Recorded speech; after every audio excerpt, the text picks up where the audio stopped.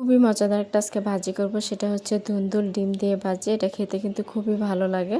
তো এখানে হচ্ছে কড়াইতে আমি একটু সয়াবিন তেল নিয়ে নিলাম। তো এখানে প্রথম আমি যেটা করেছি, ধুন্দুলগুলোকে আস্ত অবস্থায় ছুলে তারপরে হচ্ছে গোল গোল করে কেটে নিয়েছি, যেহেতু এটা অনেক পানি জাতীয় একটা সবজি।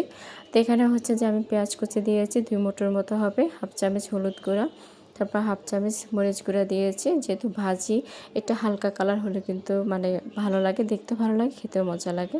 তো এখানে হচ্ছে জিরা বাটা দিয়েছি, তারপর রসুন বাটা দিয়েছি। এখানে কিন্তু আমি আর কোনো মশলা দিব না। তো সব কিছু সুন্দর করে একটু মিশিয়ে নিচ্ছি নাড়াচাড়া করে। তো এখানে কিন্তু আমি কোনো পানি দিব না, যেহেতু এটা পানি জাতীয় একটা সবজি, এটাতে কিন্তু অনেক পানি উঠে যায়। তো এখানে হচ্ছে যে আমি একটু ঢেকে দিলাম। তো আমি ঢাকনাটাকে উঠিয়ে নিয়েছি। আবারও হচ্ছে যে এখানে আমি সুন্দর করে সব কিছু একটু সুন্দর করে মিশিয়ে দিব। তো দেখতে পাচ্ছেন এটা কিন্তু অনেক পানি এই অবস্থায় উঠে আসছে, খুবই পানি উঠেছে কিন্তু এখন। তো আমি হচ্ছে আবারও একটু ঢেকে দিব। তো এখন দেখতে পাচ্ছেন কতটা পানি উঠছে, এটা কিন্তু প্রায় সিদ্ধ হয়ে আসছে। এখন হচ্ছে যে আমি পানিটাকে একটু শুকিয়ে নেব। তো এখানে হচ্ছে একটা ডিম ভেঙে দিয়ে দিলাম। আপনারা চাইলে কিন্তু আরও ডিম দিতে পারেন, মানে যার যা পছন্দ মতো।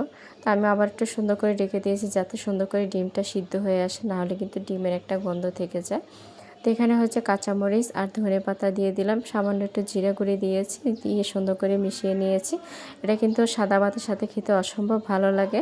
তো আশা করি আমার এই সহজ সিম্পল রেসিপিটা ভালো লেগেছে। যদি ভালো লাগে তাকে অবশ্যই কমেন্টে লিখে জানাবেন। আল্লাহ হাফিজ।